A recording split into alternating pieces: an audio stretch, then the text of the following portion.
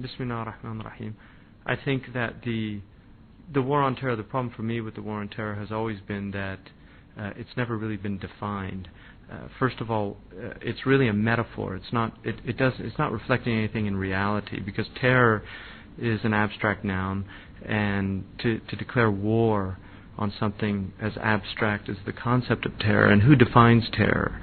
I mean, obviously, if we really had a war on terror, we would have a war on the proliferation of weapons of mass destruction, whether it's in the Muslim world, in Asia, or in Europe, or America. Because I think the element of terror in modern warfare is the overriding element. I mean, people are terrorized. Iraqis have been terrorized by... I mean, I couldn't imagine what it would be like for soldiers to barge into my home with a country...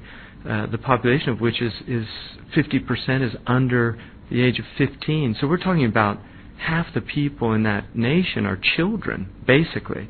So I just have a real problem with the terminology. First of all, I think there is a problem out there, but the problem is a two-sided problem. There's a problem in the resistance, which is essentially what Al-Qaeda and other terrorist organizations are. They're resistance movements, and they're resisting certain social situations, circumstances, and configurations that they're not happy with.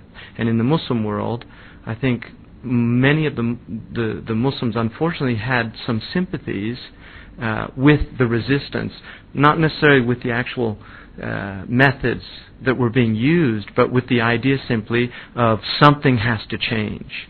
Something has to change. So I think in really what for me the war on terror, the essential problem with the war on terror is that it's attempting to get rid of the bitter fruit without going to the root of the problem. And I think that's obvious, and it's been said many times in many different ways, but I think that is at the essence of it.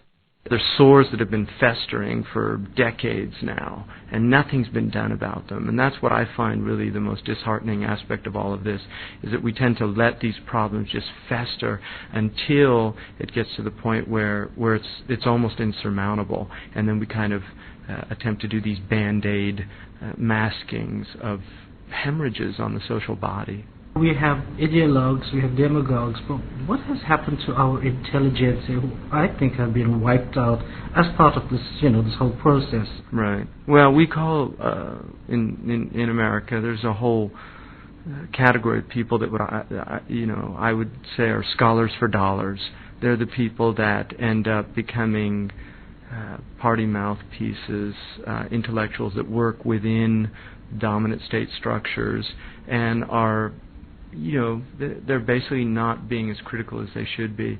And I think in the circumstances that we're in, you need brave people. You need people to come out. I mean, that's why I think like Vanunu, for instance, I mean, people are vilifying him on the one hand, and other people are recognizing, I think, an incredible display of courage. Because one of the fundamental crises in human history is this problem that Sophocles really gets to in Antigone, which is where does our authority ultimately rest? Does our allegiance is it in the end to our state, or is it to our conscience? And I think that philosophers and religious peoples and intellectuals throughout history have always said that it rests with the conscience of the individual, never with the aggregate of the state. And I think that that's where we're just seeing a type of silence amongst a lot of these people, that they're worried about their careers. I mean, there's so much investment now in career and in position and in rank and in place, and there's an immense amount of money to be made in keeping silent and playing the game. And so I think that in the end of the day, these people are selling out, and I really feel that there's something very despicable about that, both morally but also pragmatically, because I think in the end of the day, the harm that they're doing, not only for themselves but ultimately for the societies that they live in and their children and their children's children, is, I think, it's really something we can't even estimate. Of course, this applies to journalists as well. Well, journalists are at the front I mean, one of the things, the fourth estate, right? I mean, the idea of the press, that any democratic government, and I would prefer to use the term Republican government, that has representatives that are supposed to be representing the people, that's always based on an informed populace. And the only way the population is informed is through a vigilant journalistic class. If the journalists are not vigilant about really telling the people what these issues, what's at stake here, what's really going on, the hurriedness with which journalists are constantly working under these ridiculous deadlines, the superficiality that goes into a lot of the journalistic production, the lack of depth, and also the betrayal to corporate interests are all things that I think are causing a real deterioration in our society. In Britain, we have this ferment. It's been going on for some time, and religious fundamentalism is sort of the burning issue. I'm not so sure whether it's the real issue. How do you see religious fundamentalism, particularly in Britain, where Muslims believe they are being demonized, etc.? How should we react? To be fair, I have to admit that I really do think that Great Britain, by and large, has made incredible strides just in terms of attempting to overcome race issues and overcome the disenfranchisement. I really do believe that, and I think anybody that's old enough to remember what it was like, say, in the 50s or the 60s or even the 70s, they have to recognize that there has been some really deep and profound changes. But in reality, it's not enough. And so at the same time, we can't sit back and rest on the laurels of what has been accomplished and neglect the very fact that an immense amount of work still needs to be done. And I think that fundamentalism basically thrives in certain environments. It doesn't thrive in other environments. And one of the environments it thrives in is situations in which people are impoverished and disenfranchised, that they don't feel that they're part of the society. And one of the things that really interested me, I recently went to Scotland, and a lot of the young Asians that I met there, what struck me was that they were very proud to be Scottish. I mean, there was a certain, I could tell that there was a certain pride in the fact that they were Scottish. And what has, I've never seen that in the British Asian community. And I think that partly that has to do with the fact that Scotland has a tradition of resistance against Great Britain, and the Scots pride themselves in that fact. And many of the South Asians still bear the brunt of a colonial relationship that was anything but healthy for relations between South Asians and between British people. But I think it's partly due to the fact that I think the Scottish have probably in some way made them feel more welcome, made them feel more part of their society. And I think that's what really has to happen. I think there's an immense an immense burden on the shoulders of the British people collectively and as individuals. And that in no way detracts from the fact that I have been very, very outspoken to the Muslims, for instance. I mean, that's my concern here more than any other concern, because those are the people that ultimately I've been addressing. But and that is that the Muslims of this country also have to be, irrespective of how they're treated, irrespective of how the society looks at them, they have to still maintain adherence to principles that don't change under any circumstances. The Prophet Muhammad, peace be upon him, his behavior when he was oppressed in Mecca was exemplary. And he showed the same largesse when he ultimately had power and ascendancy over the very people that had oppressed him. And that's one of the things that Muslims are very proud of about him, the fact that he forgave them when he was given the upper hand. And I think that type of largesse has to be, that's a spiritual component that needs to be developed. I mean, one of the things that I find in the term, I mean, it's a problematic term, but in fundamentalism generally, is a lack of the spiritual component. I think that it's very much focused on certain human emotions like resentment, rage, hatred, and it's identifying the other as entirely other. And certainly Islam never does that. Islam always looks at the human community, that it's one community, Banu Adam, and this is how they're called in the Quran, an-nas, humanity. And it only singles out the Muslims as a group of people that have chosen to believe something and are attempting to live by that. The history of Islamic empire and civilization has largely been one of tolerance. I think, more than any other faith community that has had power, I think that the Muslims do have a reasonably good. I don't think, in some ways, we have achieved certain aspects in modern Western civilization that are unprecedented historically. But I think that overall that is the spirit of Islam. It's a spirit of not even tolerance, but also respect of the importance of benefiting from other people and benefiting them. So I really feel like the Muslim community in Britain has to be a productive community, has to be a model community, irrespective of how they're being treated and the circumstances. That's a tall order, and that's a very difficult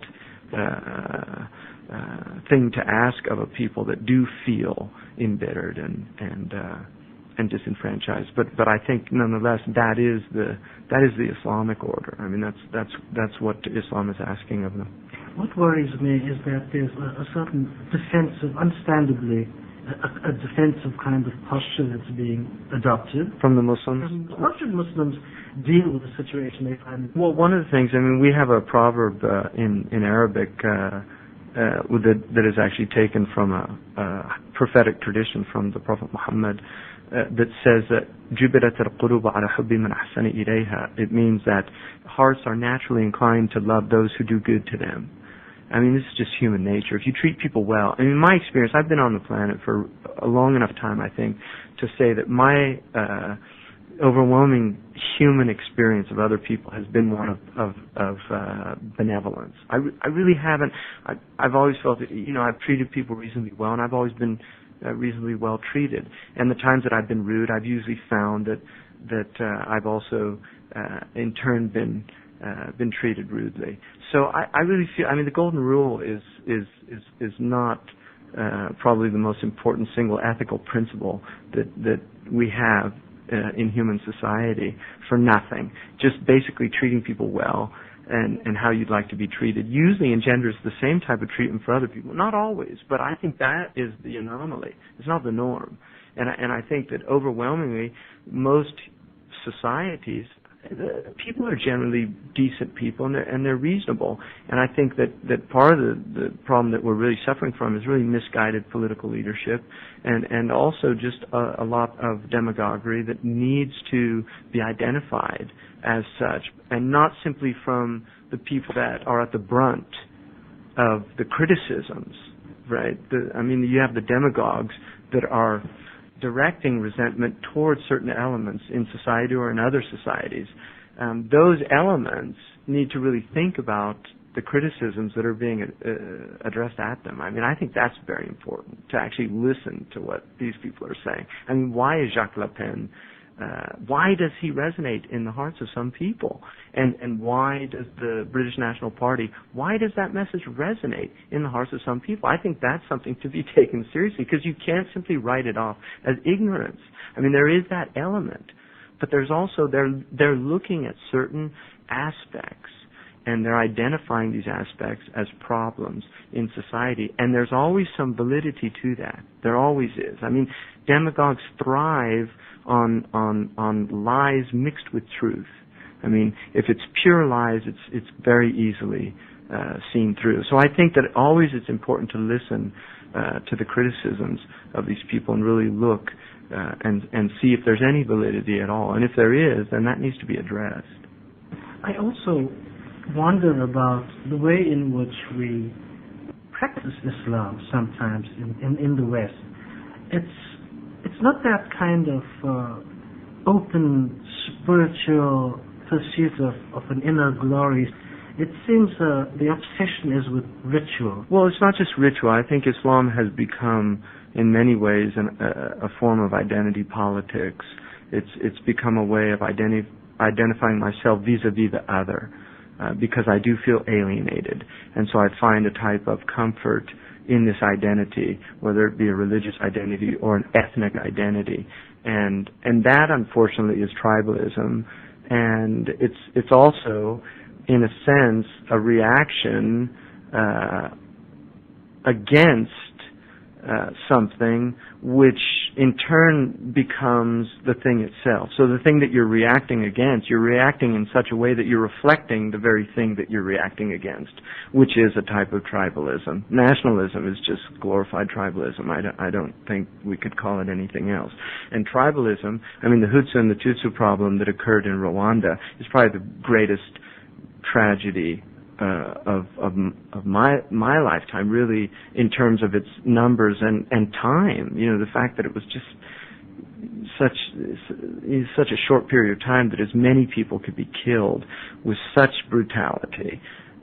Because, I mean, you know, hacking people to death with machetes is, I mean, there's something just so, you know, medieval about that, and the fact that it's happening in you know, in today's world is just really hard to believe. But I mean, if we look at what happened there, I mean, again, it was just basically a tribalism that is working at a very crude level. But we have the same things with nation states. I mean, I really find that, you know, the real threat now on the planet, I don't think is Islam at all. I mean, if we look at military threats, I mean, the real threat to the West is China and North Korea. I mean, those are serious threats, and the only way that those threats can be can be removed is to really some way break down the barriers, and that was done certainly with Japan, but it was done through a bloody world war, and I would not like to see that happen in our lifetimes or in my children's lifetimes. But that might very well be where it's headed. I mean, if things keep going at the rate that they're going. So I think we're living in a time that, you know, if we don't actively work to break down these immense barriers that exist between peoples, between nations, we're neglecting it to really our own peril, and also to just the possibility of the continuation of life on Earth. I mean, I don't think that's a hyperbolic statement. I really don't. You know, they say in 5 years we would have crossed the threshold of ecological no return. You know, I'm amazed at, you know, I feel an immediacy, and I'm just amazed at the complacency. I'm amazed at the politics, the business as usual. I mean, I'm just amazed. I think this, you know, one of the things, you know, the Club of Rome came out with their fear-mongering, you know, Chicken Little, the sky's falling back in the 70s, and then Carter's Global 2000 report. And because these hallmarks passed, you know, they come and they go, and it didn't happen. Like Orwell's 1984, everybody kind of breathed a sigh of relief in 1984 because Big Brother hadn't taken over, or at least it didn't appear to have taken over. But if we look now at the type of technology that we have in terms of global projections, you know, for the future, the technology that's existed in the last few years is completely different, much more sophisticated, and much more capable of determining the future than we've had in the past. And, you know, rationality always demands that we err on the side of caution. And I just find the fact that, you know, a group of scientists can come out and say there's going to be tens of millions of people in Great Britain homeless because of floods due to global warming, and it's like, okay, so, you know, what's for lunch? It just really strikes me as very, very strange. Absolutely bizarre. It is bizarre. Surreal. It is surreal, and I think that's part of why that's the response, because we don't know how to process that type of information. I mean, I read an article last year in The Guardian, and I knew exactly where I was when I read it. I was 30,000 feet in the air on a British Airways flight to the United States, and it was an article that said that 90% of you know, the edible fish that we're eating, have been depleted in these major areas in the ocean in the last 25 years. And I just couldn't believe when I read that, and I thought, that can't be true. I mean, we couldn't have just watched that happen and not done anything about Russian and Japanese and American fishing boats that are making cat food for American cats that are largely overfed. I mean, I just couldn't believe that. And I was sitting with a man in a hotel, and I asked him what he did, and he said he was a oceanographer and working at this institute. And I asked him about it, and he said, actually, that's the project that I've been working on. And I said, well, is that true? And he said, yes, it's give or take 10%. You know, the variable, the margin of error is about 10%. So maybe it's 85%. You know, maybe it's 95%.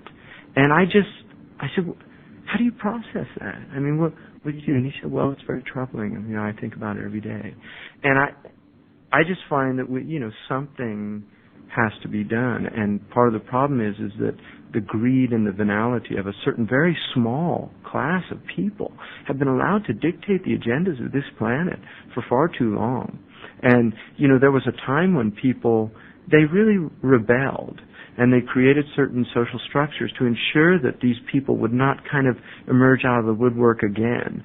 And it was largely the type of societies that we're living in, ostensibly, in the West. I mean, the United States was founded, I mean, in some ways, it was a rebellion against the East Indian Company, because the great tea, throwing all the tea over the board, the Boston Tea Party, was in fact because the House of Lords had created a tea tax that favored the East Indian Company.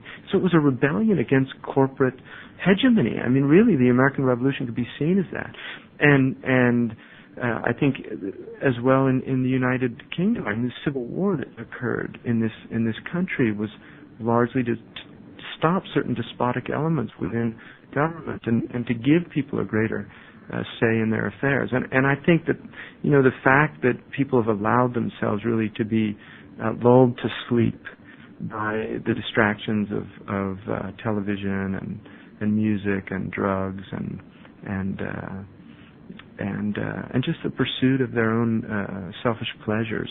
I think that's the real tragedy of our age. That so much blood was spilt in order for human beings to have a little more dignity in their lives. And all that blood has simply been forgotten. All those martyrs have simply been forgotten. But they died not for themselves, but actually for their own progeny, for their children, their children's children. And I think it's really, in a lot of ways, it's a disgrace and it's a dishonoring of all of those people that did die, that we might live a little better, breathe a little freer, and have a little more dignity in our lives. And so I think we owe it to them as well as to our own children to really recognize the incredible responsibility that's on our shoulders. Because I really believe the generations that are coming will either curse us or they'll praise us for the change that we made. But we are a decisive generation right now. I mean, this world is going to live or die by what this generation does, and I really believe that. I don't think that it's exaggeration, or I really believe that. I think that Bush and Blair are really enemies of themselves, and this business of the clash of civilizations, I thought that had been weeded out, but it seems to be thriving again. Well, it's interesting. I mean, that's an old. If you look, Samuel Huntington actually took that from Ian MacDonald, who was a very brilliant Orientalist, who was writing back in the turn of the century. He wrote a book in 1907 in which he said that there are three really civilizational forces left on the planet: the Chinese, the Islamic, and then the Western. And he said that they're potentially moving towards some major clash. And Toynbee also reiterated this in the 1940s. I mean, he felt that Islam would. He actually felt that a race war was very possible, and that if we did not solve the race problem, that problem would evoke in the Muslim hearts and minds the militant and spirit of a heroic age in Islam, and that Islam would kind of rise up in essence and become a voice for the disenfranchised and the oppressed around the world. And in some ways, I think that that is what's happening. I think it's unfortunate that it's very distorted. It's certainly not heroic, and it's certainly not chivalrous, because it's been so affected by the rhetoric of collective guilt. I mean, this is one of the worst elements of Marxist thought, was this kind of idea that all the bourgeois were guilty. And this goes also back to Robespierre's reign of terror in the French Revolution, where all the aristocrats were guilty of the crimes against the people, irrespective of how they actually lived their individual lives. And that type of collective guilt is an anathema to Islam, and something that should be rejected. But it should also be rejected by people here. You cannot hold the Iraqi people guilty for the crimes of the Ba'athist Party that we in the West helped put into power, or those acting on our behalf. On Sunday, May the 2nd, will be the Prophet's birthday. Here is a figure who's inspired. Right. And why does he remain so important? And what should we actually look for in the life of this man? Yeah. Well, I would say that the Prophet Muhammad is probably the most praised and most maligned single individual in human history. And I think what's so extraordinary to me and what's so troubling is that the benefit that, because ultimately all the benefits that have come from Islam have to in some way go back to the man who started it all. And the benefits that we in the West have derived from the Islamic civilization and phenomenon are just so immense and so underappreciated, underrecognized, even underacknowledged. And I really feel that much of what we have in the West, if it's, and I've studied it for several years, and I don't believe I'm in any way saying something that is not true, or I'm saying it because I'm a Muslim. I'm saying it because I really objectively believe this, that so much of what we have is a direct result of the extraordinary flourishing of Islamic civilization during what we term the Dark Ages in Europe, and what inevitably emerges in the Renaissance as this incredible cultural flourishing of Europe. And so much of that is, the Renaissance is this rebirth. Well, who was the midwife? You see, I really believe that it was the Islamic civilization that was the midwife to the European Renaissance. And the Renaissance really starts it off. It really, the changes that occur in the West begin there. And although there's no doubt that a lot of Western genius went into that, and that is uniquely Western, and Western people should be very proud of, I think that by not acknowledging the Prophet Muhammad and not giving him his true place in human civilization as probably the single greatest influence on the modern world, we're alienating Muslims, and we're also not honoring the man and his contribution to human civilization and to our own societies. Renaissance of Jewish literature. Yeah, no, the Jews also, I mean, the benefit that the Jews had from Islam is immense. The great rabbis of Andalusia, Maimonides and Nahimades and Gabriel, and I mean, these extraordinary Jewish doctors that were writing in Arabic, that were studying at the feet of people like Averroes, Ibn Rushd. I mean, and that's one of the tragedies of the modern state of Israel, is that the Muslims gave so much to the Jewish community, protected them for centuries, protected them from the persecution of Europe. And so, I mean, the question has to be asked, why is it that the Jews, whose golden age happened under the Muslims, I mean, why isn't there some kind of renaissance or golden age of the Palestinian people under the Jewish authority? I mean, that's something I think the Jewish community really needs to look into their hearts and see where they failed in creating a more just society there. And I think that was one of the deep and profound questions of the Zionists early on, many of whom were actually idealists, and many of whom were actually, I think very, very brilliant, and I think they had some real fundamental flaws, but I think that they were idealists, and that they did dream of solving that problem, what they called the hidden question of how they could take a land that was already possessed by another people. The decisive generation. Practically, what do we do if we're going to remain on this planet in any interesting and lovable sense? Well, I think that, religion, one of the most profound elements in religion. Probably the single most, I think probably the single strongest factor for the existence of religion is the element of repentance. You know, I mean, human beings, for some reason, we desire to repent, to atone. We desire to restore some type of spiritual integrity with ourselves because of the sins that we have committed. And a lot of people don't like that language anymore. But nonetheless, I think it's still there. I think we still have those feelings. And I think that's what this planet needs to do. I mean, I think we really need to. The New Testament calls it metanoia, which is changing one's mind or changing one's heart. And I think that's what it's going to take. It's going to take some kind of global repentance, not just for our sins,